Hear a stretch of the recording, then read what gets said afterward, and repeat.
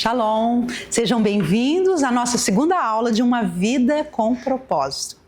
Como eu disse, Uma Vida com Propósito foi escrito pelo pastor Rick Warren e eu aconselho você a estar adquirindo este livro. São 40 lições, são 40 capítulos. Se você ler esse livro, você vai conseguir entender o propósito pela qual você está aqui nessa terra. Então, a segunda aula fala sobre que você foi planejado para agradar a Deus. Aqui em Apocalipse 4, versículo 11 diz: Tu, Senhor, criaste todas as coisas e por tua vontade existem e foram criadas. Pela vontade de Deus, nós fomos criados. Aliás, tudo que existe à nossa volta, tudo que existe no universo foi criado por Deus. Lá em Mateus 22, versículo 37 e 38, também diz o seguinte: ame o Senhor seu Deus. Esse é o primeiro e maior mandamento. As Escrituras, elas nos ensinam que a adoração é a linguagem do reino de Deus. O que é adoração? Sabe que adoração é apenas eu estar nos cultos cantando louvores a Deus? Isso é adoração? Não, isso não é adoração. Adoração é um estilo de vida, ou seja, é eu agradar a Deus com a minha vida. E essa adoração, ela tem que ser todos os dias da nossa vida. Seja na segunda, seja na terça, todos os dias da minha vida eu preciso adorar o meu Criador, o meu Senhor, com um estilo de vida que vem agradar o meu Senhor. Seja nas conversas, seja no meu trabalho, seja no meu relacionamento com os meus pais, com o meu marido, com os meus filhos, a maneira como eu os trato. Tudo isso fala de adoração, tudo aquilo que eu faço para o meu próximo, tudo aquilo que está agradando o coração do meu Deus. Romanos 11, versículo 36, diz o seguinte: pois dele, por ele e para ele são todas as coisas. Para ele são todas as coisas. E ainda em Efésios 1:11 diz o seguinte: conforme o plano daquele que fez todas as coisas, segundo a seu propósito, segundo a sua vontade. Deus tem um propósito e uma vontade na sua vida. O que você está fazendo aqui na Terra? Você já sabe qual é a resposta? Você já descobriu qual é a resposta do que você está fazendo aqui na Terra? Você está cumprindo o propósito? Tudo é para Ele. Essa é a razão de você estar aqui. Porque tudo é para Ele. Sem Ele, nada existiria. Você não estaria aí nessa família.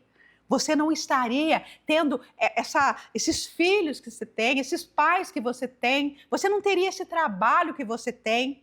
Tá? Olhe que o Senhor, Ele diz lá em Isaías 43, versículo 7. Ele diz o seguinte: tudo que é chamado pelo meu nome, a quem criei, para a minha glória, a quem formei e fiz. Então, como nós falamos, você precisa, para entender o seu propósito aqui na Terra, você precisa olhar no manual do Criador. E o manual do Criador é a palavra de Deus. Você precisa exercer esse amor para com a palavra de Deus. Estudar o que o Senhor tem para a tua vida, qual o propósito pela qual você foi criado. Então, o seu primeiro propósito é adorar a Deus. O Senhor procura adoradores e você é um desses adoradores. Adorar a Deus com a sua vida, adorar a Deus com a sua voz, com a sua fala, com o seu modo de viver, com o seu estilo de vida. Isso é adoração. Então, esse é o teu primeiro propósito aqui na vida. Você foi criado para dar prazer a Deus. O Senhor te criou para que você o ame e para que você também seja amado de Deus. O Senhor te ama com um amor tremendo, com um amor que não tem limite, com um amor tão grande que Ele nunca queria ficar longe de você. Ele nunca quis que você se apartasse dele. Por isso, quando o pecado entrou no mundo, Ele já tinha um plano, entregar o Filho dele para nos resgatar, para me resgatar e te resgatar, para que Ele novamente tivesse essa comunhão, tivesse esse tempo conosco. Por quê? Porque Ele ama. E para isso, nós fomos criados para adorar o Senhor. Você é muito amado do Senhor. Você é muito amada do Senhor. Vamos ver o que fala Isaías, capítulo 6, do versículo 1 ao versículo 9. Acompanhe. No ano em que o rei Uzias morreu, eu vi o Senhor assentado num trono alto e exaltado. A aba da sua veste enchia o templo. Acima dele estavam serafins. Cada um deles tinha 6 asas. Com 2 cobriam o rosto, com 2 cobriam os pés e com 2 voavam. E proclamavam uns aos outros: Santo, Santo, Santo é o Senhor dos exércitos. A terra inteira está cheia da sua glória. Ao som de suas vozes, os batentes das portas tremeram e o templo ficou cheio de fumaça. Então eu gritei: ai de mim, estou perdido, pois sou um homem de lábios impuros e vivo no meio de um povo de lábios impuros. E os meus olhos viram o Rei, o Senhor dos exércitos. Então, um dos serafins voou até mim, trazendo uma brasa viva que havia tirado do altar com uma tenaz. Com ela, ele tocou a minha boca e disse: veja, isso tocou os seus lábios. Por isso, a sua culpa será removida e o seu pecado será perdoado. Então, ouvi a voz do Senhor conclamando: quem enviarei? E quem há de ir por nós? E eu respondi: eis-me aqui, envia-me a mim. Ele disse: vá e diga a esse povo: estejam sempre ouvindo, mas nunca entendam, estejam sempre vendo e jamais percebam. Nesse texto, nós vemos que Isaías, ele nos mostra a real maneira que o Senhor procura do ser humano. Aqui está o caminho da oração. Através da palavra de Deus, nós vamos entender os propósitos de Deus para a nossa vida. Mas através da oração, nós vamos levar até Deus aquilo que está no nosso coração, a nossa disposição em sermos adoradores, em vivermos nessa terra de uma maneira que o agrade. Através da oração, eu vou ter uma comunicação direta com o nosso Pai. Aqui nós vemos, dentro desse texto, a primeira coisa, ele grita quando ele vê tudo aquilo tão lindo. Ele consegue visualizar o trono de Deus. Ele consegue, num vislumbre, dizer tudo aquilo que ele estava vendo. E aí, ele fica apavorado. Ele fala: ai de mim, ai de mim. Você já parou para pensar isso? Nosso Deus é um Deus perfeito. Nosso Deus é um Deus santo. E aí o Senhor diz que sem santificação ninguém verá a Deus. E aí ele fala: ai de mim, eu sou uma pessoa impura, uma pessoa de lábios impuros. E eu habito no meio de um povo de que tenha lábios impuros também. Essa primeira consciência, ele teve consciência do temor de Deus. Isso aí leva o quê? Nos leva a viver em santidade. Quando nós vemos a grandeza de Deus, nós paramos e pensamos: ai de mim, como eu vou chegar até o Senhor? Isso nos leva a ter temor a Deus. Temor. Para quê? Para que nós possamos respeitá-lo, honrá-lo com o melhor que nós temos em nossa vida.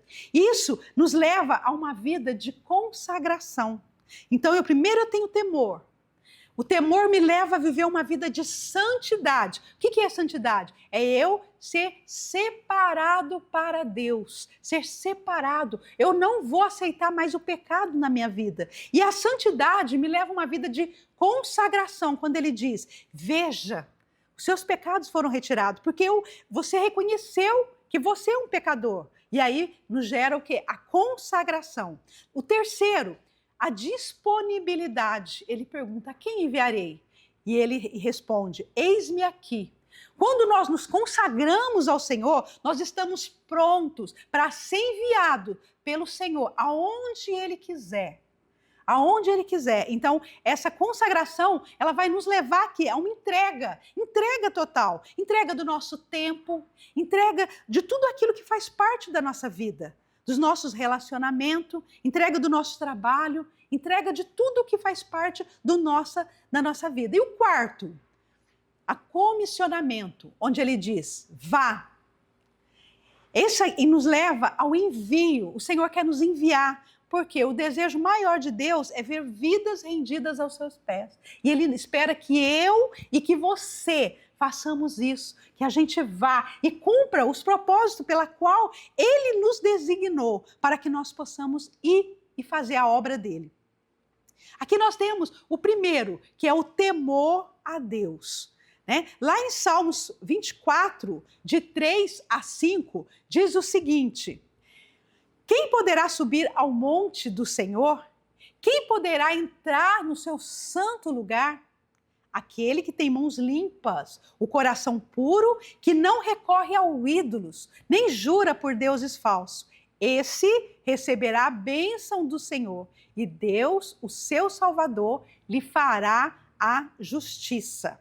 Aqui nós vemos também em Gálatas 5, versículo 19 a 21, que diz o seguinte: ora, as obras da carne são manifestas. Vamos ver quais são as obras da carne que nos afastam do nosso Deus, que nos distanciam do nosso Deus e que nós precisamos entender, que nós precisamos nos santificar, ou seja, nos separar dessas coisas que nos afastam. Elas são imoralidade sexual, a impureza e a libertinagem, a idolatria, a feitiçaria, o ódio, a discórdia, os ciúmes, a ira, o egoísmo, dissensões, facções, inveja, embriaguez, orgias e outras coisas mais que nos afastam do nosso Deus. Eu os advirto, como antes já adverti, que os que praticam estas coisas não herdarão o reino de Deus. É muito sério isso.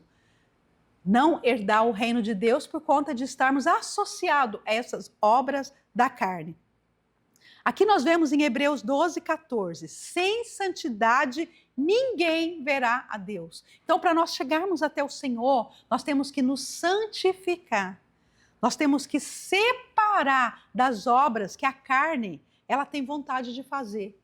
Então, a palavra de Deus fala que nós temos que apresentar a Deus um sacrifício vivo. O que é o sacrifício vivo? É quando eu vou fazer de tudo para que isso não chegue até mim. O Senhor nos deu, Ele tem um plano? Tem um plano para mim e para você. Porém, nós temos o livre-arbítrio, onde nós podemos escolher fazer ou não fazer aquilo, a obra da carne, aquilo que nossa carne deseja, aquilo que a nossa carne pede.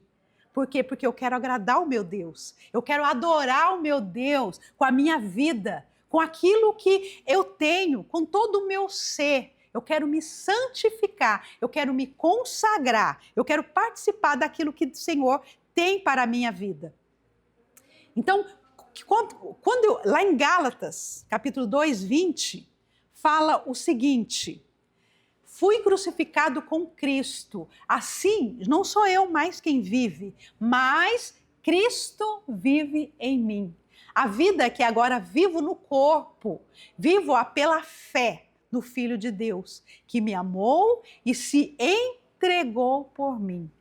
Aqui quando nós recebemos Jesus como nosso Senhor, como nosso Salvador, naquela cruz do Calvário, os nossos pecados foram crucificados com o Senhor. E quando o Senhor Deus, nosso Pai, Ele olha para nós, Ele vê o sangue de Jesus sobre nós. E aí nós chegamos até Ele como cheiro suave, santos ao Senhor. Então nós fomos crucificados com Cristo. Os seus pecados foram crucificados naquela cruz. Os meus pecados também. E hoje o Senhor nos olha como santo. Porém, nós temos que ter o livre-arbítrio. Eu não vou mais fazer esse pecado. Eu vou me afastar desse pecado. A vida de temor, ela mortifica diariamente a nossa carne. Todos os dias é uma luta. Todos os dias eu tenho que dizer: Senhor, eu estou aqui pronto para fazer a tua vontade. Senhor, eu me abstenho de todas as vontades da minha carne para agradar ao Senhor, para que a minha vida possa adorar o Senhor, para que realmente o seu nome seja glorificado através do meu comportamento, através da minha vida.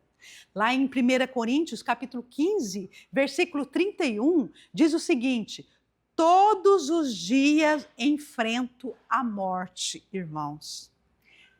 Então, quando nós vivemos uma vida de oração, nós estamos morrendo todos os dias para o nosso eu, para a nossa vontade. E o B, né? A segunda parte. A vida de temor santifica diariamente os desejos do corpo. A vida de temor sacrifica diariamente os desejos do corpo. Lá em Romanos 6, versículo 13, diz o seguinte: não ofereçam os membros dos seus corpos ao pecado como instrumento de injustiça, antes ofereçam-se a Deus como quem voltou da morte para a vida, e ofereçam os membros do seu corpo a Ele como instrumento de justiça. Os nossos corpos têm que ser oferecidos a Deus e não ao pecado. Nós temos que entender, nós temos que ter consciência de que nós somos feitos para adorar a Deus. No momento que nós temos essa consciência, nós temos o Espírito de Deus que habita em nós. Quando você recebeu Jesus como seu Senhor e Salvador, o Espírito de Deus, ele veio habitar dentro de nós. E quando você fala, eu não quero viver uma vida que desagrada o meu Deus, o Espírito Santo vai te dar força para que você possa vencer os desejos da carne. Nós temos também que buscar uma consagração pessoal. Em 2 Coríntios 7, versículo 1, diz: amados, visto que temos essas promessas, purifiquemo-nos de tudo que contamina o corpo e o espírito, aperfeiçoando a santidade no temor de Deus. O que o Espírito tem falado com você hoje?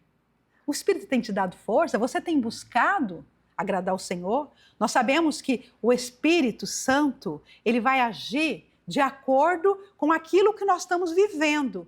Se você dá liberdade para que o Espírito Santo fale, ele vai atuar na tua vida. Através da oração, através da busca a Deus, através da palavra de Deus, o Espírito Santo está sendo fortalecido dentro de mim. Através da palavra de Deus, nós temos esse conhecimento de Deus, nós vamos sendo cheios de Deus. E o pecado, ele não tem mais valor na nossa vida. Não é qualquer coisa que vai me tirar da presença de Deus. E a oração, ela vai me fortalecer. Alimente o teu espírito, alimente o Espírito Santo que habita dentro de você. Em 1 Timóteo 1,19 diz: mantendo a fé e a boa consciência que alguns rejeitaram e por isso naufragaram na fé. Nós temos que ter consciência do pecado. Nós temos que ter consciência de quando o pecado está chegando perto de mim e dizer não para o pecado. Eu vou viver uma vida de adorador, porque foi para isso que o Senhor me criou, para ser um adorador. O Senhor busca aqueles que o adorem em espírito e em verdade. E você é um adorador que o Senhor escolheu antes da fundação do mundo. Deixe o Senhor dirigir sua vida. Deixe o Senhor dirigir os seus passos. Salmo 51 diz, 51 versículo 10, cria em mim, ó Deus, um coração puro, renova dentro de mim um espírito estável. Essa seja a minha oração e essa seja a tua oração. Que o Senhor crie dentro de nós um coração puro, que a pureza do Senhor esteja dentro de nós, porque nós temos o próprio Deus. Olha que privilégio, amados. Nós temos o próprio Deus habitando dentro de nós. Então essa oração, quando nós falamos, cria em mim um espírito puro, né? Cria em mim, renova dentro de mim um espírito estável, inabalável. Ele vai fazer isso com todo o amor que ele tem por mim, com todo o amor que ele tem por você, porque esse é o desejo do seu coração. E o pecado, ele não vai ter mais lugar na tua vida. Lá no Salmos 32, versículo 3 até o 6, diz o seguinte: enquanto escondia os meus pecados, o meu corpo definhava de tanto gemer, pois de dia e de noite a tua mão pesava sobre mim. Minha força foi se esgotando, como em tempo de seca. Então reconheci diante de ti os meus pecados, não encobri as minhas culpas. Eu disse, confessarei as minhas transgressões ao Senhor, e tu perdoastes as culpas do meu pecado. Portanto, que todos os que são fiéis orem a ti, enquanto pode ser encontrado. Quanto as muitas águas se levantarem, elas não os atingirão. Nós temos que confessar ao Senhor os nossos pecados. Nós temos na palavra duas pessoas que foram reis em Israel. Nós temos o rei Saul e nós temos o rei Davi. Os dois pecaram, os dois erraram. Porém, a palavra de Deus fala que Davi era o homem segundo o coração de Deus. Por quê? Porque Davi não deixava passar, ele confessava o seu pecado. E ele realmente entregava o seu coração, confessando, olhando para dentro de si, não vivendo uma vida de aparência. Você tem vivido uma vida de aparência? As pessoas olham, nossa, aquela pessoa ela tem um comportamento de um cristão, ela age como um cristão, porém lá dentro os teus ossos estão secos.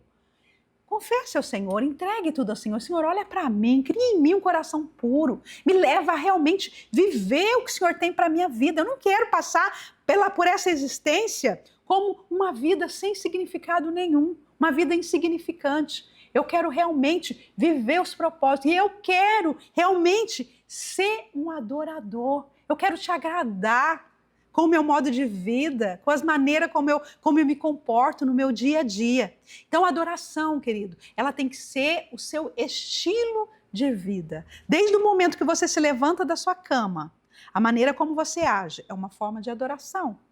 A maneira como você se comporta na sua casa, com a sua família, é uma maneira de adoração. Como você tem sido como pai, como mãe, como filho, como você tem se comportado? A maneira como você se comporta no seu trabalho, quando você volta para sua casa, é uma maneira de adoração. Não esqueça, não é apenas no domingo ou nos cultos que você adora. Você adora com a sua vida, com o seu estilo de vida. E é essas pessoas que o Senhor está procurando.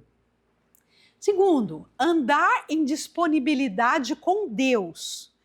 Quem irá? Agora ele pergunta, quem irá? E aí Isaías responde, eis-me aqui, envia-me a mim. Agora você já é um adorador, sua vida já foi santificada, você já se consagrou, você tem vivido todos os dias na presença do Senhor. E agora ele te chama. Quem irá? Ele te chama pelo nome. Veja alguns textos. Em 1 Samuel 3,16, ele fala o seguinte, ele chama Samuel. Samuel, meu filho. E ele responde, eu estou aqui, respondeu Samuel. Em Êxodo 3,4, o Senhor viu que ele se aproximava para observar. Então, do meio da sarça, Deus o chamou. Moisés, Moisés, eis-me aqui, respondeu ele.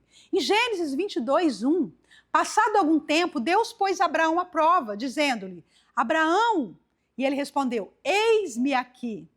Jeremias 29:13 ainda fala, vocês me procurarão e me acharão, quando me procurarem de todo o coração. Assim como o Senhor procurou aqueles homens, grandes homens da palavra, que nós aprendemos tanto com eles, hoje o Senhor está chamando por você. Ele está chamando o seu nome. Qual vai ser sua resposta? Você vai dar uma desculpa para o Senhor?